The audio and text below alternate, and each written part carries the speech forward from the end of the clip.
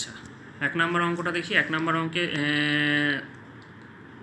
Sell রিপ্রেজেন্টেশনটা আছে এরকম। তাহলে এই পোর্শনটা হিসাব অনুযায়ী কি বাঁ দিক, তাহলে এটা অ্যানোড, এটা ক্যাথোড। তাহলে E0 অ্যানোড যেটা, সেটা আসলে এগুলো লিখতে হবে না, এগুলো বোঝানোর জন্য আমি করছি। সেটা আসলে E0 Mg2+ থেকে Mg, আর E0 ক্যাথোড যেটা, সেটা আসলে E0 Cu+ থেকে Cu এইটা। তাহলে আমরা কি জানি E0 সে, অর্থাৎ E0 cathode minus E0 anode. তাহলে E0 ক্যাথোডের ভ্যালুটা কি? E0 ক্যাথোড মানে হচ্ছে E0 Cu+ থেকে Cu মাইনাস E0 Mg2+ থেকে Mg। আর E0 Cu+ থেকে Cu এখানে দেওয়া রয়েছে প্লাস 0.15 মাইনাস E0 Mg2+ থেকে Mg দেওয়া রয়েছে মাইনাস অফ মাইনাস 2.37 ভোল্ট। তাহলে দাঁড়াচ্ছে 0.15 ভোল্ট প্লাস 2.37 ভোল্ট, অর্থাৎ 2.52 ভোল্ট। আমাকে বার করতে বলেছে কোষের E0 ভ্যালু, কোষের E0 ভ্যালু বেরিয়ে গেল। এইভাবে আমরা 2 নম্বর অঙ্কটাও করব। 2 নম্বর অঙ্কটা তোমাদের করতে হবে। দেখো এবার এই অঙ্কটাতে কি বলেছে, 3 নম্বর অঙ্কটা দেখি। 3 নম্বর অঙ্কটা আমি করব, 4 নম্বর অঙ্কটা তোমাদের করতে হবে। একটি ধাতব দণ্ড জিঙ্কে 0.1 মোলার জিঙ্ক নাইট্রেট দ্রবণে এবং একটি ধাতব দণ্ড লেড তাকে 0.25 মোলার লেড নাইট্রেট দ্রবণে আংশিক নিমজ্জিত করে একটি গ্যালভানীয় কোষ গঠন করা হলো। কোষটির ইএমএফ গণনা করো। ঠিক আছে, তড়িৎদ্বার বিক্রিয়ার সমীকরণগুলো লেখো এবং কোষটির উপস্থাপিত করো। ঠিক আছে, ভালো করে বোঝো। E0 PV2+ থেকে PV হচ্ছে মাইনাস 0.13 ভোল্ট, E0 Zn2+ থেকে Zn হচ্ছে মাইনাস 0.77 ভোল্ট। তাহলে এই দুটোর মধ্যে কার E0 মান বেশি? দুটোই নেগেটিভ, কিন্তু এটা অপেক্ষাকৃত কম নেগেটিভ, এটা অনেক বেশি নেগেটিভ। তাহলে এর E0 মানটা বেশি। তাহলে যার বিজারণ বিভবের মান বেশি হয় সেখানে বিজারিত হয়, অর্থাৎ লেড পাতকে যে লেড নাইট্রেটের মধ্যে আমি নিমজ্জিত করেছি সেইখানটায় বিজারণ হচ্ছে, আর জিঙ্ক দণ্ডকে যে জিঙ্ক নাইট্রেটে নিমজ্জিত করেছি সেখানটায় জারণ হচ্ছে, কারণ Zn2+ থেকে Zn এর E0 ভ্যালুর মান কম। যার E0 ভ্যালুর মান বেশি তার বিজারণ, যার E0 ভ্যালুর মান মানে E0 ভ্যালু কম তার জারণ। তাহলে জিঙ্কের E0 পোর্শনটার ভ্যালু কম, সেই জন্য মানটা কম, সেই জন্য এর হচ্ছে জারণ। লেডের মানটা বেশি, তাই এখানে হচ্ছে বিজারণ। তাহলে কোষটা কীরকম হতে পারে? কোষটা হবে ঠিক এরকম। তাহলে জিঙ্কের হচ্ছে জারণ হচ্ছে, মানে জিঙ্ক হচ্ছে অ্যানোড পোর্শনটা, মানে এইটা হচ্ছে অ্যানোড পোর্শনটা, এইটা হচ্ছে ক্যাথোড পোর্শনটা। তাহলে অ্যানোডে কি হয়? জারণ হয়। তাহলে অ্যানোডটা হবে এরকম, জিঙ্ক থেকে Zn2+। কিছু বলেনি, তাহলে ধরে নিচ্ছি সল্ট ব্রিজ আছে। এইটা হচ্ছে ক্যাথোড পোর্শন, লেডটা, সেখানে বিজারণ হয়। তাহলে বিজারণ হতে গেলে এখানটাই হবে Pb2+ থেকে Pb। এবার জিঙ্ক থেকে জিঙ্ক 2+, এই জিঙ্ক 2+ আসছে কোথা থেকে? জিঙ্ক নাইট্রেটের দ্রবণ থেকে। জিঙ্ক নাইট্রেটের দ্রবণের গাঢ়ত্ব কত? 0.1 মোলার। আর লেড 2+ আসছে লেড নাইট্রেটের দ্রবণ থেকে, লেড নাইট্রেটের গাঢ়ত্ব 0.25 মোলার। এই তাহলে ভালো করে যদি আমি লিখি ব্যাপারটা, তাহলে হচ্ছে এরকম যে কোষটি চেয়েছে, কোষটি উপস্থাপন করতে হয়েছে। কোষটি হলো zinc Zn2+ 0.1 molar, Pb2+ 0.25 molar Pb। তাহলে এই হচ্ছে আমার কোষটি। এবার কি বলেছে? তড়িৎদ্বার বিক্রিয়ার সমীকরণগুলো লিখতে হবে। তাহলে এই কোষের অ্যানোডের বিক্রিয়া, অ্যানোড বিক্রিয়া, আর ক্যাথোড বিক্রিয়া লিখতে হবে। অ্যানোড বিক্রিয়া কি হচ্ছে? জিঙ্ক থেকে zinc 2 plus plus 2E, cathode বিক্রিয়া কী হচ্ছে, এ পিবি 2 প্লাস প্লাস 2E থেকে পিবি, তাহলে কোষ বিক্রিয়াটা কী হবে,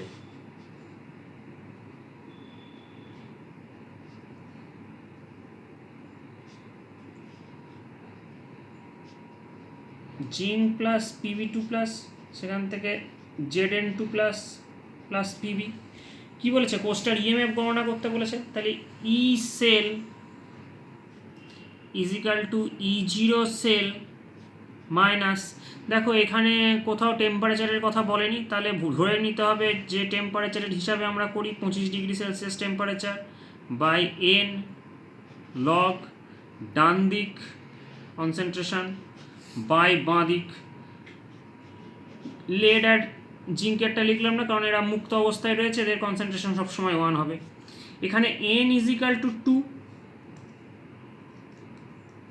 তাহলে এন এর জায়গায় আমি 2 বসাবো। E0 সেলটা বার করতে হবে, E0 সেলটা কী করে বার করব, ক্যাথোড মাইনাস অ্যানোড, তাহলে E0 ক্যাথোড মানে হচ্ছে পিবি 2 প্লাস থেকে PB minus E0 anode, anode মানে হচ্ছে Zn2 প্লাস থেকে Zn।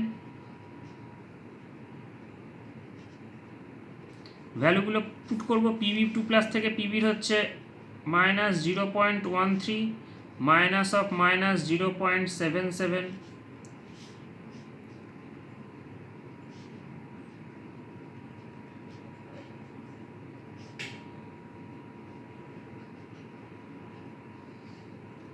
এইটাকে এবার সেলের হিসাবে ক্যালকুলেশনে পুট করবো, তাহলে এখান থেকে আমি এখন লিখতে পারি E cell equal to E0 ভ্যান আমি জানি 0.64 minus 0.0591 by 2, n equal to 2 যেহেতু, Zn2 প্লাসের কনসেন্ট্রেশন 0.1 মোলার, পিবি 2 প্লাসের কনসেন্ট্রেশন 0.25। এইবার আমাকে কিচ্ছু না ক্যালকুলেট করতে হবে, লগের মানটা বার করে দেখতে হবে। দাঁড়াও 1 সেকেন্ড, ক্যালকুলেটার থেকে আমি লগের ভ্যালুটা বার করে দেখি।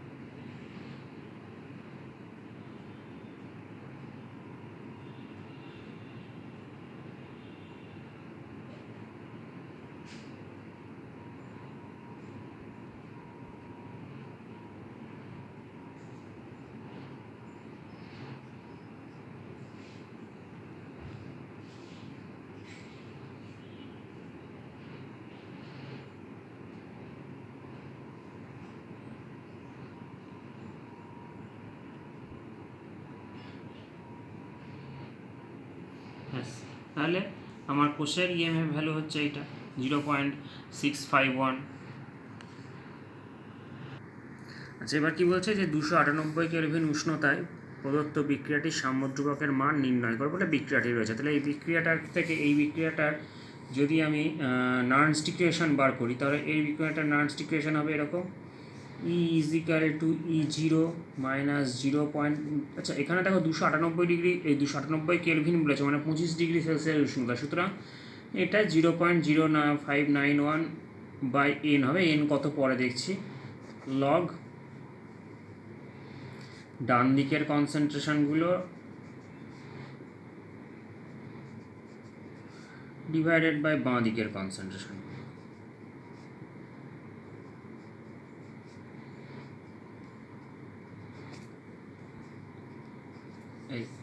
তাহলে এই বিক্রিয়ার নার্নস ইকুয়েশন এটা। এবার এই বিক্রিয়ার থেকে আমি কি বলছে, সাম্য ধ্রুবক বার করতে হবে।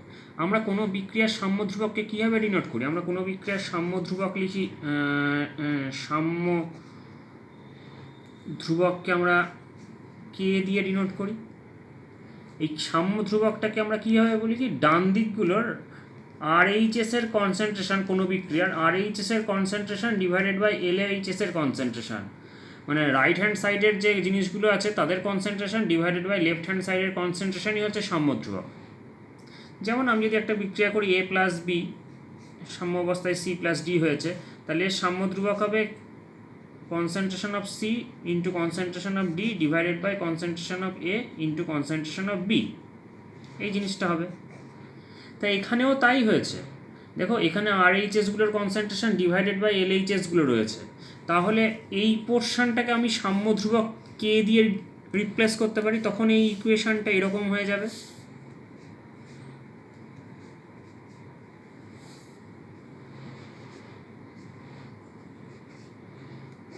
কে, যেখানে কে হচ্ছে সাম্য ধ্রুবক, এই কেটা এইগুলোকে রিপ্লেস করেছে, কারণ আমি জানি সাম্য ধ্রুবক হচ্ছে রাইট হ্যান্ড সাইডগুলোর concentration divided by left hand সাইডগুলোর কনসেন্ট্রেশন হলো।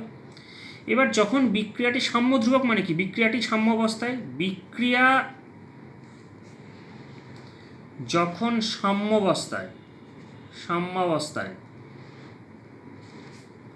তখন E ইজ ইকাল টু 0। আমরা জানি কোনো বিক্রিয়া তখনই পজিটিভ হবে যখন E is equal to positive হবে। E যখন 0 তখন বিক্রিয়াটার ডেল্টা জি 0 হয়ে যায়, তখন বিক্রিয়াটা সাম্য অবস্থায় পায়। তাহলে সাম্য অবস্থায় E ইজ ইকাল টু 0, তাহলে এইটা 0 হবে, তাহলে আমি তখন লিখতে পারি E0 minus 0.0591 n log k, এটা is equal to 0, or E0 is equal to 0.0591 by n log k, or log k is equal to n into E0 divided by 0.0591, এইটা এখানে n is equal to 4, কারণ দেখো চারটে bromine minus থেকে চারটে bromine হয়েছে, দুটো ব্রোমিন টু, মানে চারটে ব্রোমিন আয়ন হতে গেলে চারটে ইলেকট্রনকে ত্যাগ করতে হয়, আবার চারটে H প্লাস থেকে হাইড্রোজেন এই পোর্শনে আসতে গেলে চারটে ইলেকট্রন গ্রহণ করতে হয়। তাহলে এখানে n ইজ ইকাল টু 4, তাহলে n এর ভ্যালু 4 আমি বসাবো। E0 সেল কত, E0 সেল দিয়ে দিয়েছে 0.16, সেই ভ্যালুটা এখানে পুট করব, পুট করলে এটা আসবে এরকম, log k is equal to 4 into 0.16 divided by 0.0591। এবার এইটাকে ক্যালকুলেট করতে হবে কত হচ্ছে, ক্যালকুলেট করলে আমাদের বেরিয়ে আসবে লগ কে এর ভ্যালু, সেখান থেকে আমাকে কে এর ভ্যালুতে আসতে হবে।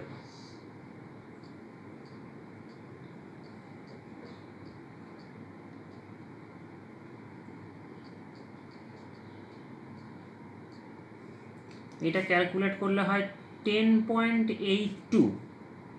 এবার যখন আমি কে এর ভ্যালুতে আসবো তাহলে লগারিদমকে তুলে দেবো, তাহলে এটা হয়ে যাবে 10 টু দি পাওয়ার 10.82, তাহলে 10.082 ইন্টু 10.10 একে রাখা যায়, এই দুটোকে যোগ করলে এই জিনিসটাই হয়। এবার এই 10 টু দি পাওয়ার 0.82 এটার আমরা মান বার করবো, এটাকে 10 টু দি পাওয়ার 10 হিসাবে রেখে দেবো। তো সেটা করতে গেলে আমাকে যেটা করতে হবে, এটার ভ্যালু হয়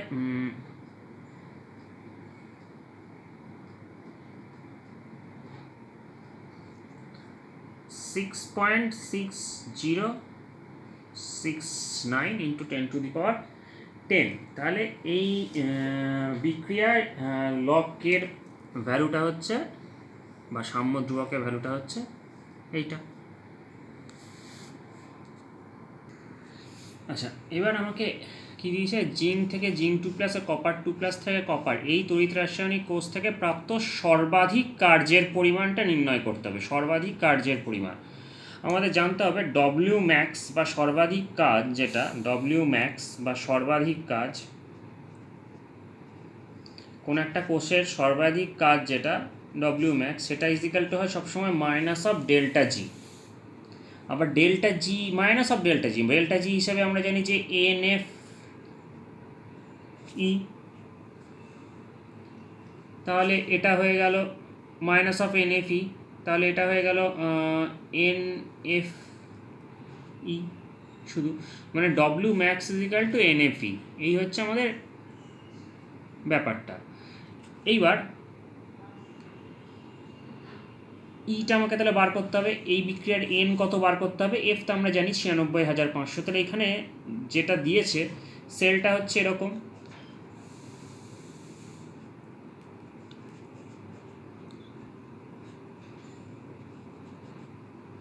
এই তাহলে এখানে অ্যানোড হচ্ছে বাঁ দিকটা,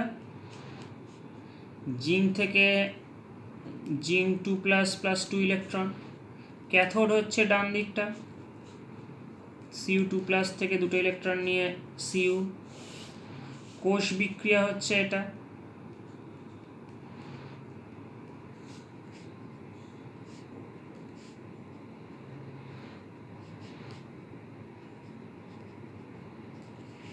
এই তাহলে এইখানের E0 সেল যেটা, সেটা হচ্ছে E0 ক্যাথোড, ক্যাথোড মানে হচ্ছে Cu2+ থেকে Cu minus E0 anode, anode মানে জিঙ্ক 2+ থেকে Zn। তাহলে E0 Cu2+ থেকে Cu হচ্ছে 0.34 মাইনাস অফ মাইনাস 0.76,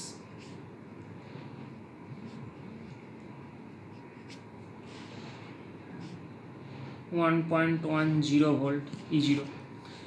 এই বিক্রিয়াটা থেকে আমাকে যদি নার্নস ইকুয়েশনটা বার করতে হয়, তাহলে E equal to E0 minus 0.0591/2 log of Zn 2+ এর কনসেন্ট্রেশন ডিভাইডেড বাই কপার 2+ এর কনসেন্ট্রেশন।